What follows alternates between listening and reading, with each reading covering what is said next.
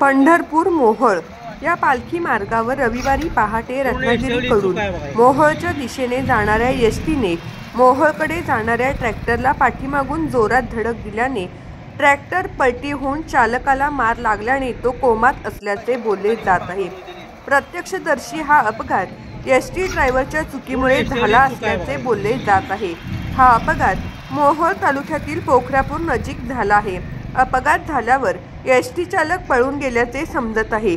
या ठिकाणी एसटी बसने ट्रॅक्टरला धडक दिल्यानंतर ती डिवायडरवर चढल्याचे दिसत आहे। अपघातामध्ये खवणेहून मोहोळकडे जाणाऱ्या ट्रॅक्टर ट्रॉलीमध्ये असणाऱ्या कोबी भाजीचे मोठ्या प्रमाणावर नुकसान झाल्याचे चित्र दिसत आहे। तर या अपघातामध्ये दोन्ही वाहनांचे नुकसान झाले आहे। आमचा मुलगा जे आहे अजय राजेंद्र काकडे हा 4:45च्या दरम्यान खवणी पाठीवरून यायला होता।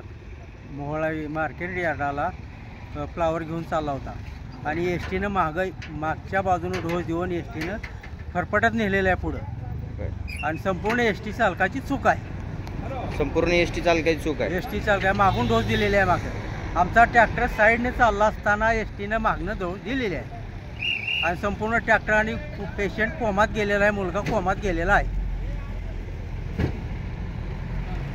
एसटी ड्रायव्हरची पूर्ण चूक आहे आणि इथल्या लोकांनी सर्वांनी सांगितले की एसटी ड्रायव्हरनं मागं ढोस दिलेला आहे मागच्या ट्रॉलीला आणि सगळ्यांचं मत आहे हा ड्रायव्हर जाग्याला न थांबता पळून गेलेला आहे। थांबला नाही जाग्याला।